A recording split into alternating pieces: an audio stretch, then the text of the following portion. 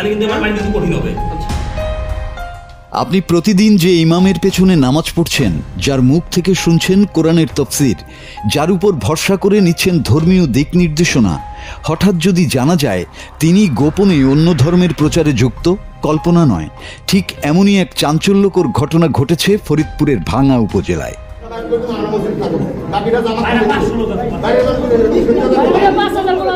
উপজেলার কাউলিবেড়া ইউনিয়নের পশ্চিম মাইঝাইল ও বাকপুরা গ্রাম শান্ত ও ধর্মপ্রাণ এলাকা হিসেবে পরিচিত, কিন্তু বুধবার দুপুরে হঠাৎ করেই এই এলাকায় ছড়িয়ে পড়ে তীব্র উত্তেজনা ও আলোড়ন।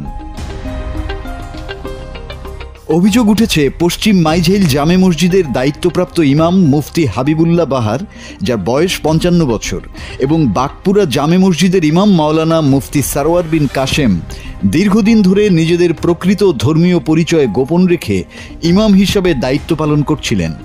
স্থানীয় সূত্রে জানা যায় তারা গোপনে খ্রিস্টান ধর্মের দাওয়াতি কার্যক্রম পরিচালনা করছিলেন এবং মুসলিমদের ধর্মান্তর করার চেষ্টা করছিলেন।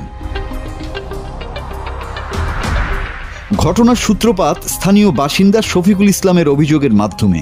তিনি জানান, কিছুদিন আগে মাইঝাইল জামে মসজিদের ইমাম হাবিবুল্লাহ বাহার তাকে নানা প্রলোভন দেখিয়ে খ্রিস্টান ধর্ম গ্রহণের আহ্বান জানান।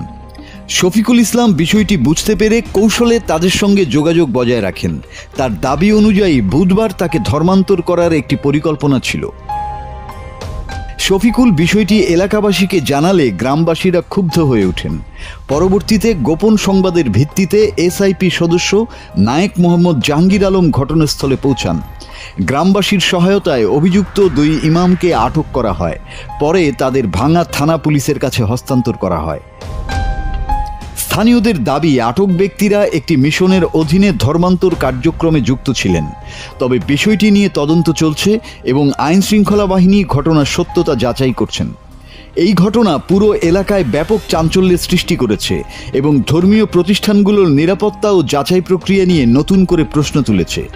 ঘটনার পর স্থানীয়রা বলছেন, বিশ্বাসের জায়গায় প্রতারণা হলে তার প্রভাব শুধু একজন মানুষের উপর নয়, পুরো সমাজের উপরই পড়ে। মাসুদ হাসান, বাংলা টিভি।